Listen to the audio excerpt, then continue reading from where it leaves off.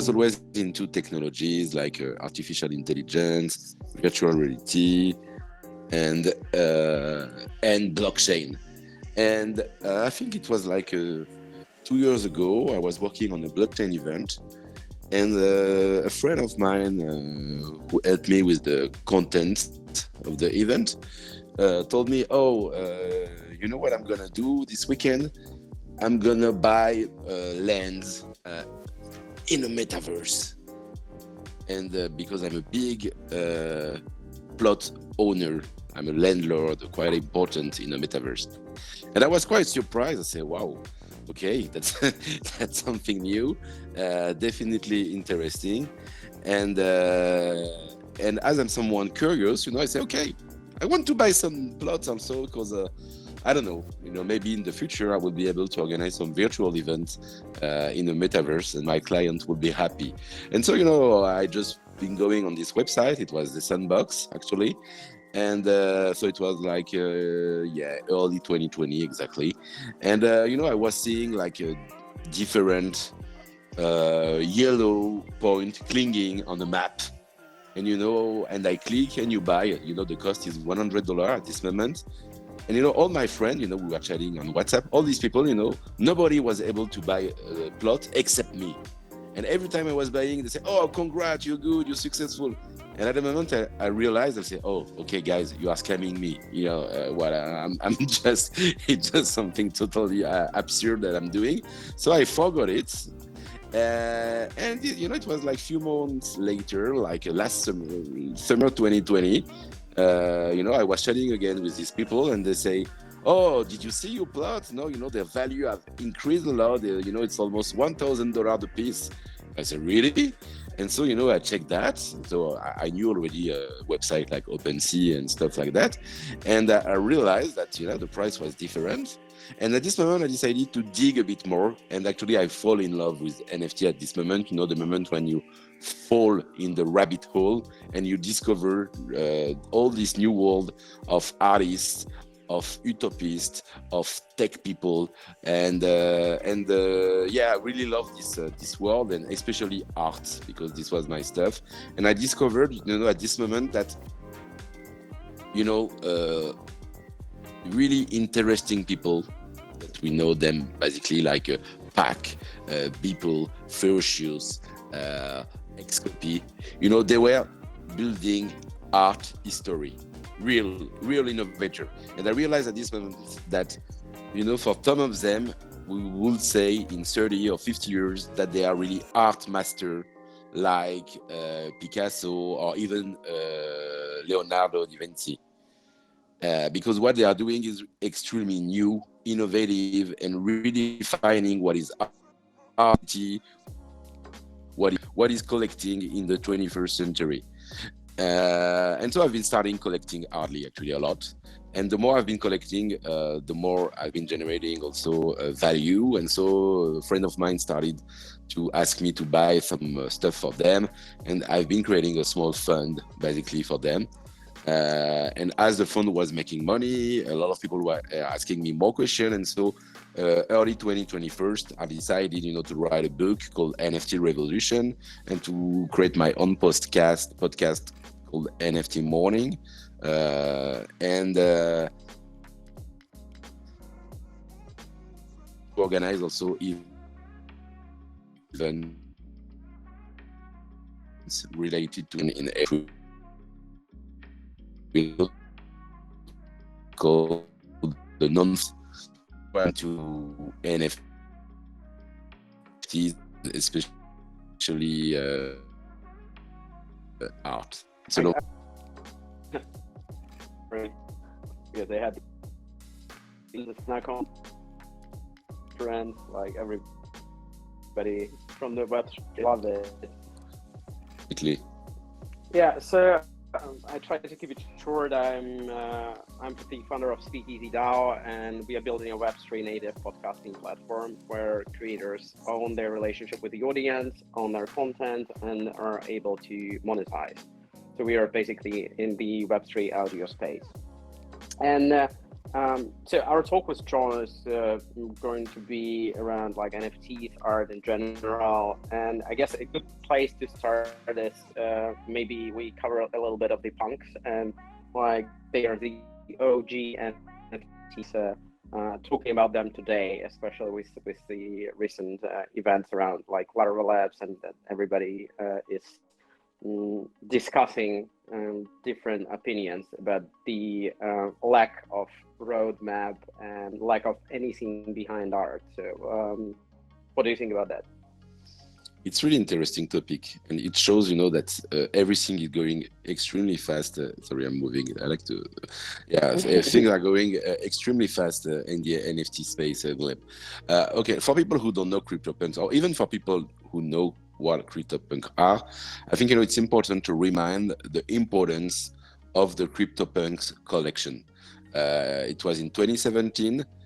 Two developers known as Lava Labs wanted to do a proof of concept of what could be non-fungible tokens. It was really, at this moment, nobody really knew what it was. We only had cryptocurrencies as a use case for the blockchain.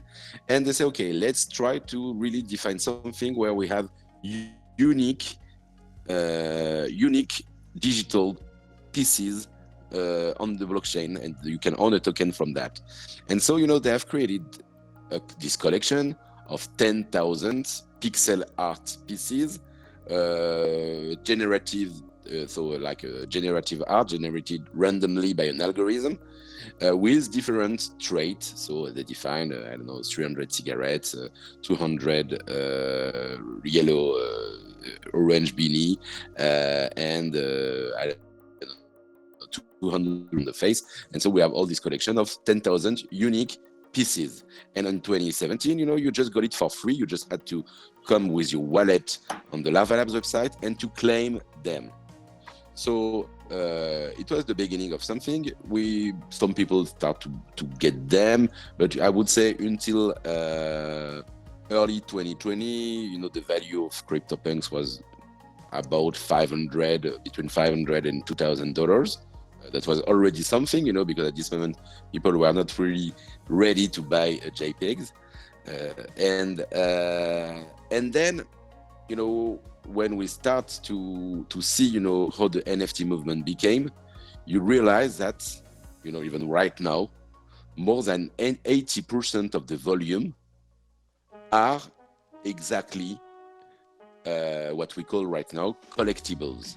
And for most of them, collectibles. So, it started with the Bored Apes, Yacht Club, but then, you have much more, maybe thousands, maybe collection different, exactly the same principle of 10,000, maybe it's a bit less, maybe it's a bit more, pieces, unique, of generative art, with different traits that define the level of scarcity of each piece, with a floor, with all the common pieces, that you buy. For example, for the CryptoPunks, the floor is, I don't have the exact 75. number, 75 ETH right now.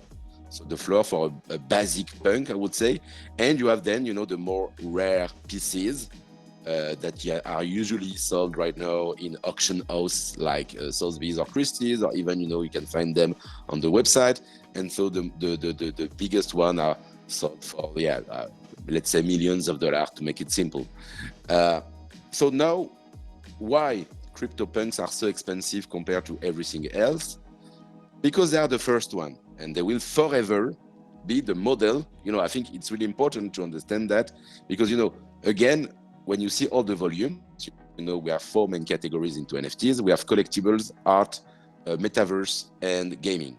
But the 80% of the volume are collectibles. So things that are inspired by CryptoPunks.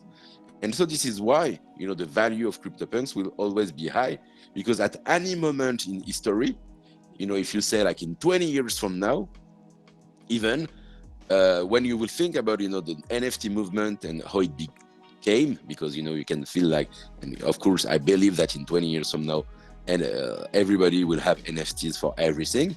You will think about, okay, the first main collection was CryptoPunk.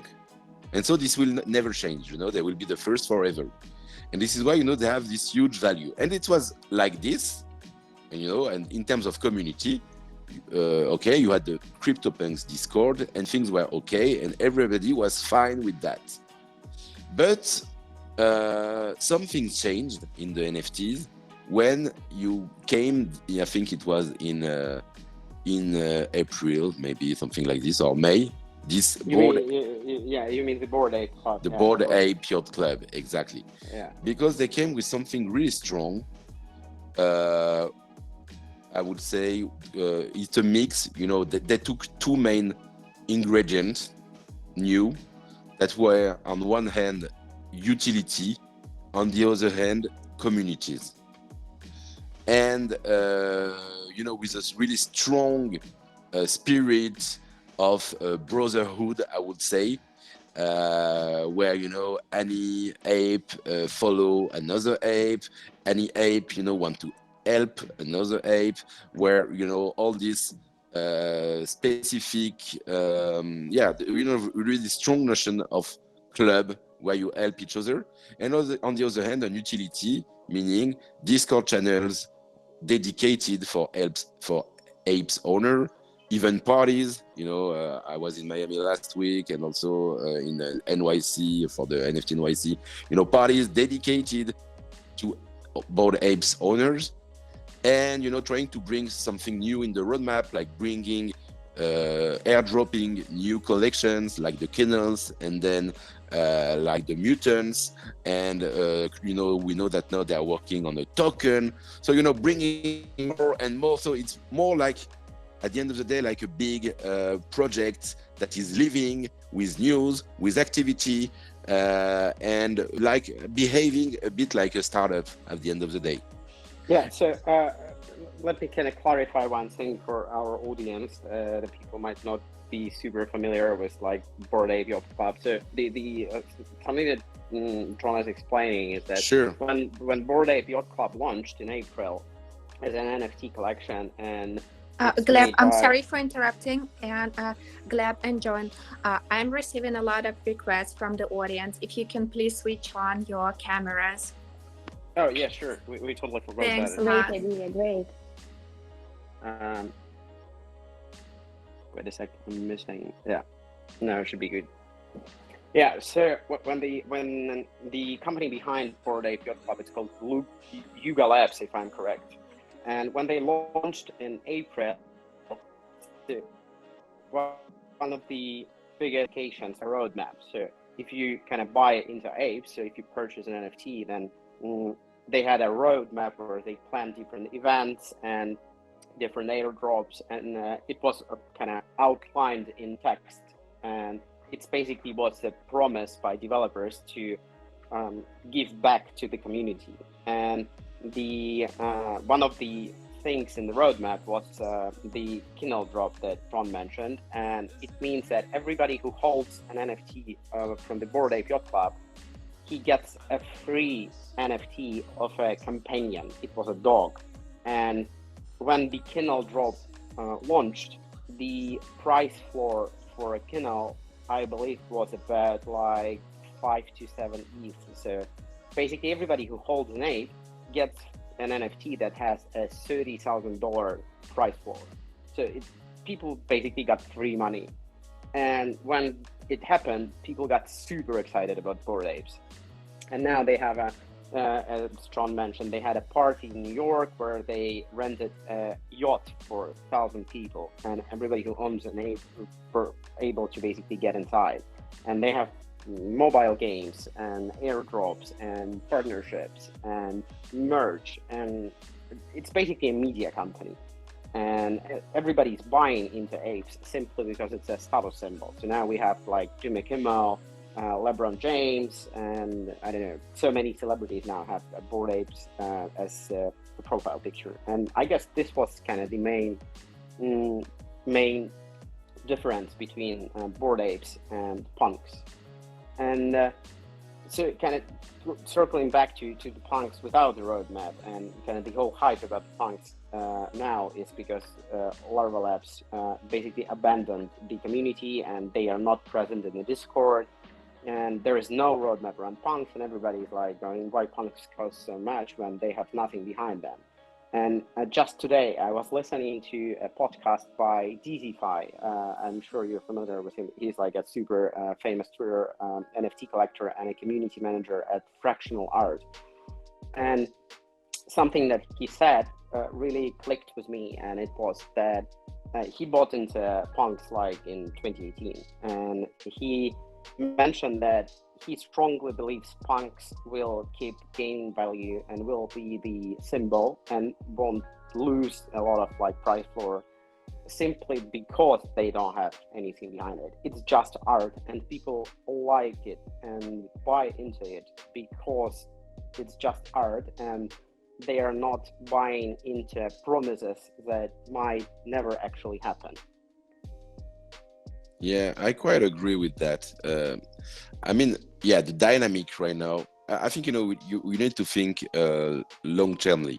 I think, for me, at the end of the day, Bored Ape or CryptoPunks are and will be blue chip NFTs. They are part of the story. And, I try to think really long-termly. So I always thinking about the scale of at least 10 years. And for me, both will stay in the landscape, whatever happened.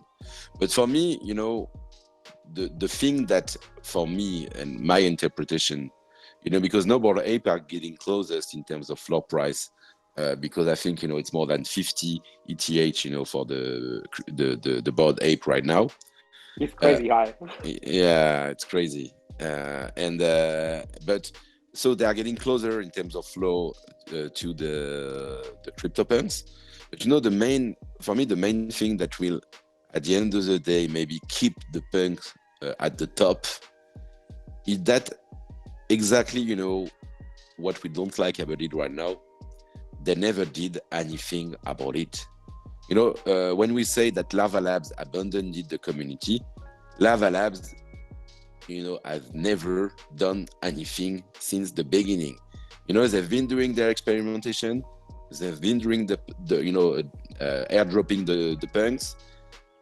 End of the story, they are going to their next project. And, the CryptoPunks Discord, as long as I know, I didn't see so many people from Larva Labs, chatting in the Discord.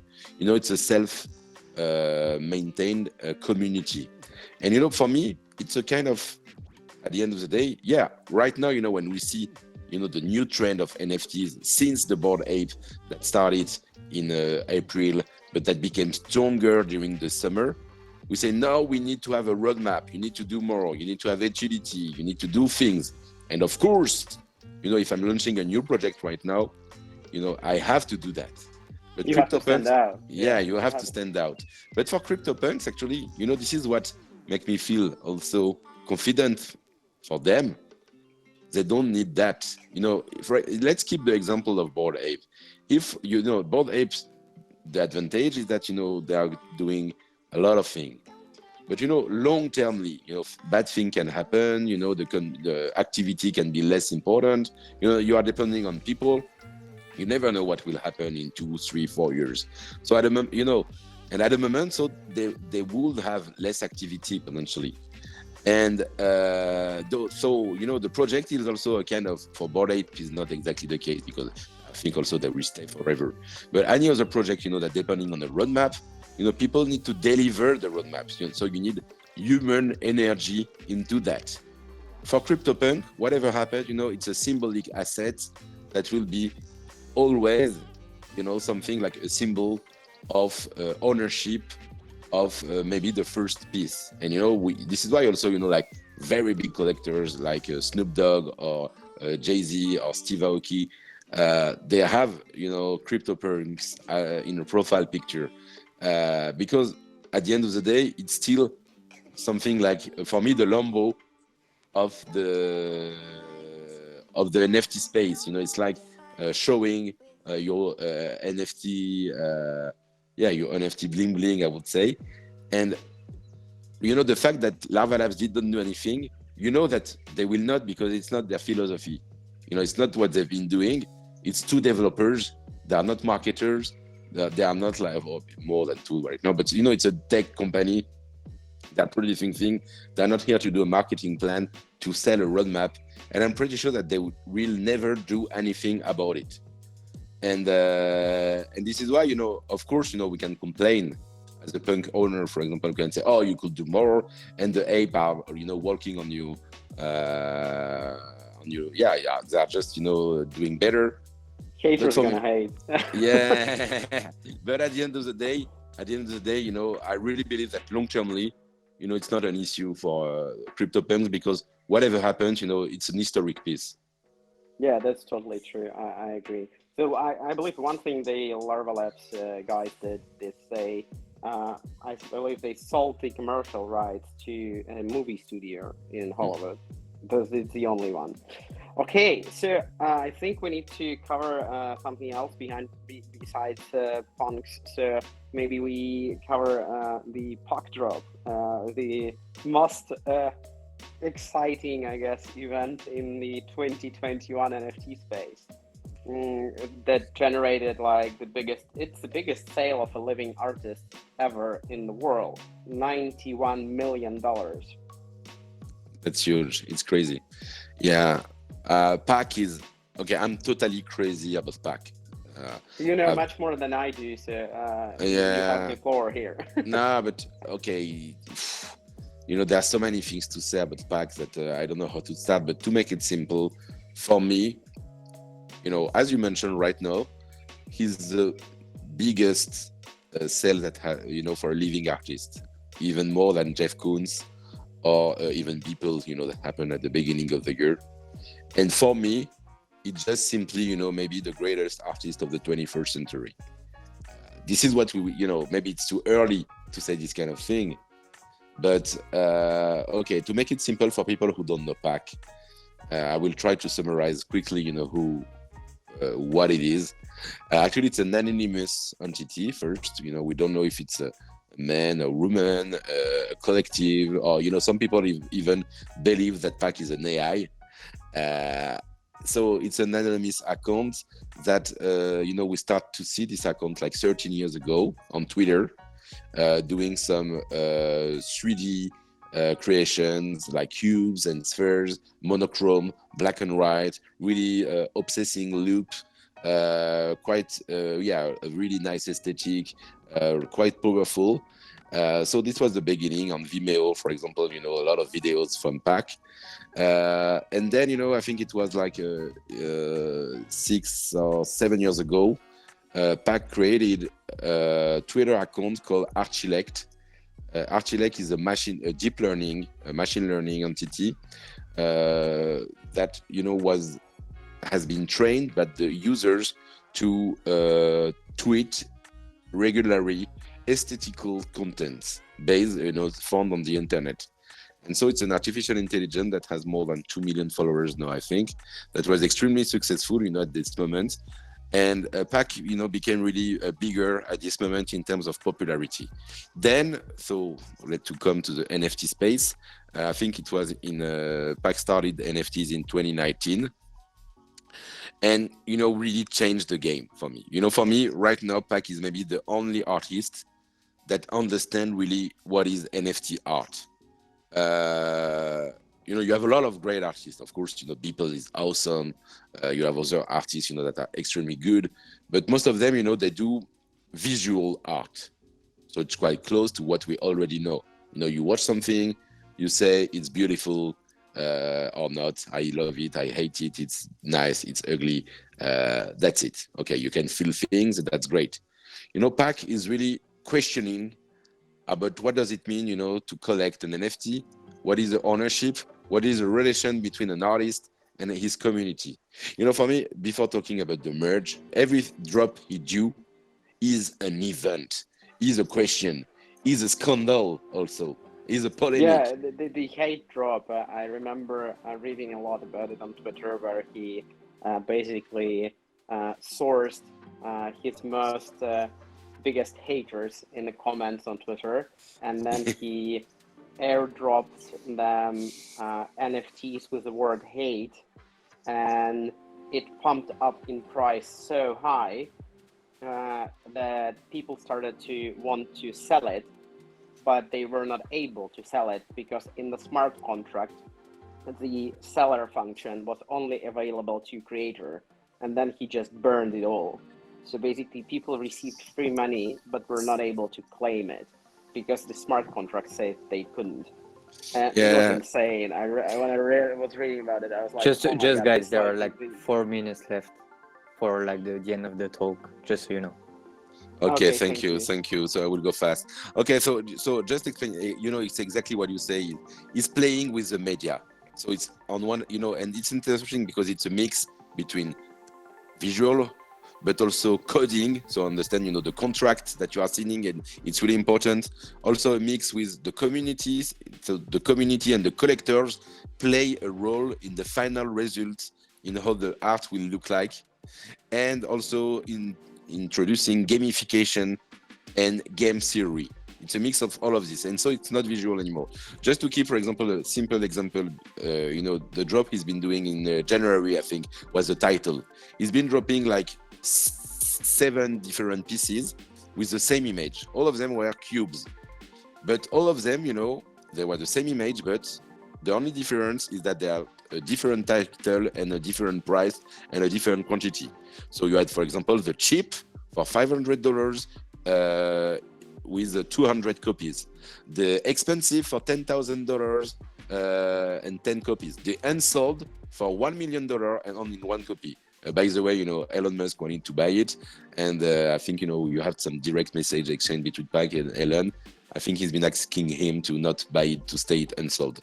So what was the point? Basically, the point was it's the same image but a different price. You are not buying an image, you are buying an NFT, and it's a title. What is important is what is in the metadata that is in the title. The metadata is John. Okay, I make it simple, but this wallet bought this NFT at this price to this person. And so, it's always polemic because some people say it's a genius, some others say it's a scam.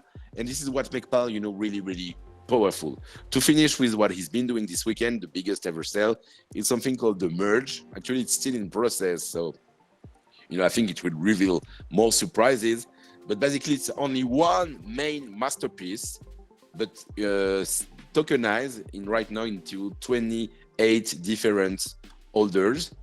And you have the ability to define an amount of, it's complicated to explain in a few minutes like this, but basically you can define the amount of mass that you own.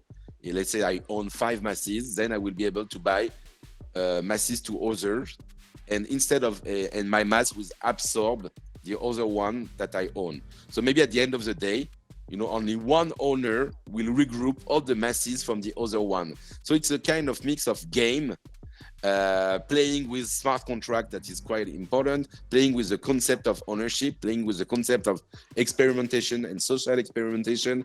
And for me, it talks to me because it's asking a lot of questions and, really playing with the new media. Yeah, that's totally true. I guess we are running out of time. Do we need to close the room or we can continue talking? Can somebody from the team tell us? Okay. Hello. Okay, we can. Okay. we need help. We need help from NFT Club team. Okay.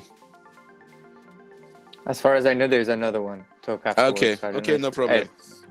It's a different room, but I think the goal is to close it for, or maybe ask question. I'll jump on the other one, but like maybe ask question if people want to know. Let's take a couple questions from the audience if they have it. Yeah, maybe we can do 5 more minutes of questions if you're okay. Okay, guys, if you have any questions, feel free to kind of raise your hand and we can invite you to the stage.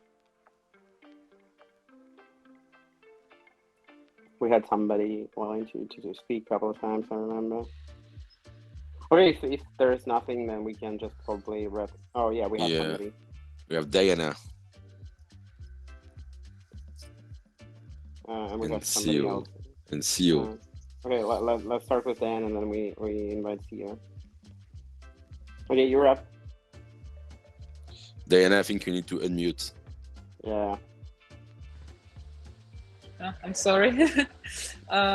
Thank you. I have a question. How would you describe NFT art in 3 words? Non-fungible. That was a good one. Yeah. Maybe something else? You know, it's the art you own. yeah.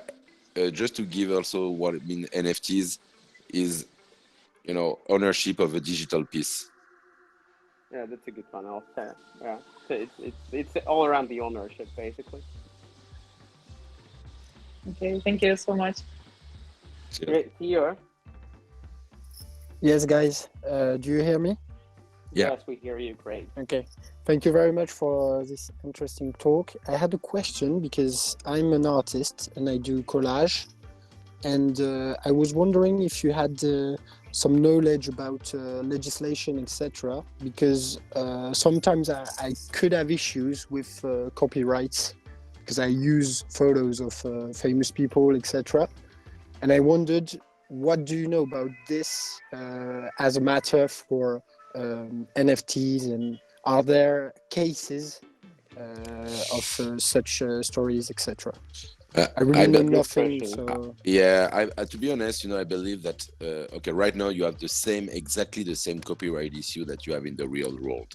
So if for some reason in your local legislation authorities believe that what you're doing is a copy, it will be exactly the same for the NFT place. You know, there's no more, and the lawyer will take the same arguments that he's been using for a traditional painting or collage that you know you will use for digital collage. You know, it's exactly the same and exactly the same law. It's the issue here. Thank you very much for this, but the thing is that when I do a collage, I use photos and I take them out of their context to put them in a new masterpiece, you know.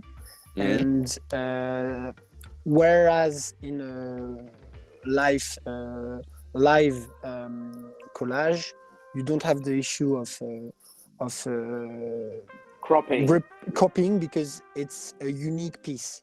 The point with NFTs is that in a way you broaden your audience, you know, and so I really don't know if you've heard of cases of lawsuits, etc., regarding these matters. So if I may kind of put a couple of words in. So I know there are a lot of projects that use derivatives. So let's say we have Bored Ape Yacht Club, one of the most famous. Now there are artists who create. There is a famous art piece where dogs play poker, and now an artist is recreating this piece by using bored apes who play poker, and he's using 4 or 5 bored apes, but he has a consent from the owners. So I guess my advice to you would be to go and speak to the owner. And moreover, important part is, does the owner have commercial rights? Because, for example, CryptoPunks owners don't have commercial rights, while Bored Ape Yacht Club gives full commercial rights to use the ape whatever way you want. So depending on who has the commercial right, you should ask the artist or the collectioner, basically. Okay, very clear. Thank you, guys. Thank you very much. Thank you, Thea.